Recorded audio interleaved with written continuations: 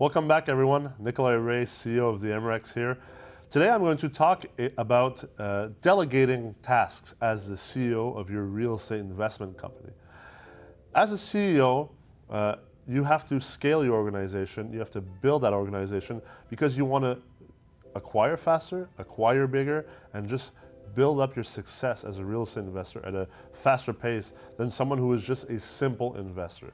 And if you're just a simple investor or a landlord and you're just buying one or two properties every now and then and you're actually owning them, managing them, financing them, doing all the tasks that are necessary around property management, ultimately you're stuck in the doing. You're stuck in the day-to-day.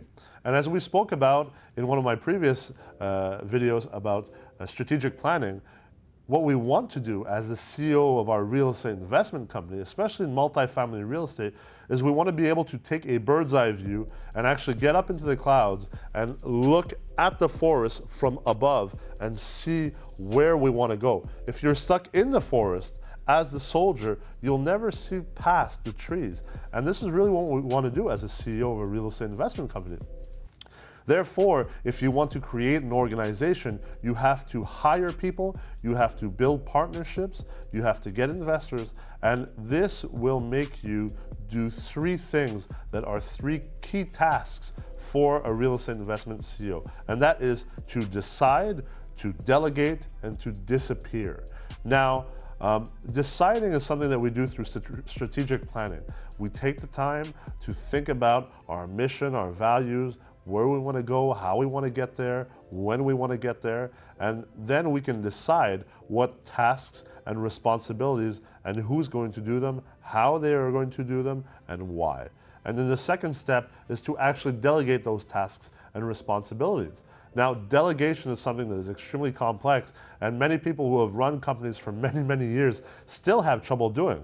Myself, after 12 years as being CEO of various enterprises, I am only starting to truly master the art of delegation. So it's going to take time. Be patient with yourselves and be comprehensive of yourselves and understand that you're not just going to start to learn how to delegate tomorrow morning and actually be masterful at it. But that doesn't change the fact that you have to start delegating as fast as possible if you want to go faster in your real estate investment career.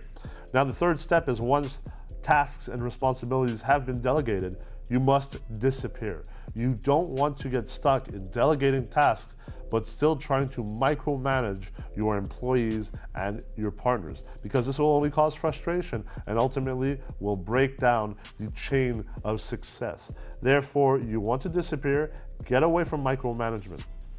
One thing that you have to remember though, and that a lot of people forget, is that delegation is not about simply passing the ball to someone and leaving it like that and coming back, say, in a year in order to realize that ultimately things weren't done properly.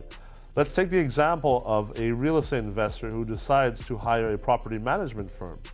You hire the property management firm and you give them the contract, and then you decide to go off to the Bahamas for 365 days with no telephone, no internet, and the property manager has no way of communicating with you. Once you come back in a year or so, you'll probably realize that the management was not done to the level that you expected or that you were hoping for. And this is ultimately quite normal because, number one, the property manager is not the owner of your properties, and he'll never or she'll never manage them as an owner. We cannot expect our employees and our partners to do things with the same level of heart and commitment and engagement as us, who are the actual owners and who have stake in the game and who are the stakeholders of these properties. Therefore, you have to kind of shift what you're expecting of these people and make sure that you also help them out. So when we delegate and disappear, what we're ultimately doing is we're showing that we have confidence in the people that we have hired and in our partners, and we're allowing them the space to do things the way they know how to do it. And if ultimately we realize after our spot checks every now and then, say after a couple weeks, after a couple months, that something's not right or we want something to be changed, well then it's our role as the CEO therefore to come and communicate that again to redecide, recommunicate, redelegate, and then once again, disappear. Give people space to perform, but don't just leave and just wash your hands of everything in your real estate business. Delegating does not mean that you are no longer responsible of the performance of your enterprise and the performance of your buildings. It means that you have passed the ball to someone who you have confidence in, but that you are still there as a resource and you're still there as a guiding light, making sure that everything is done properly the way that you expected it.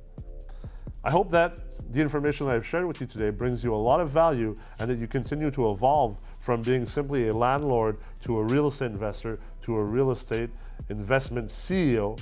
And I invite you to join me next week as we'll talk about raising capital and how the role of raising capital is primary and key to any real estate investment CEO.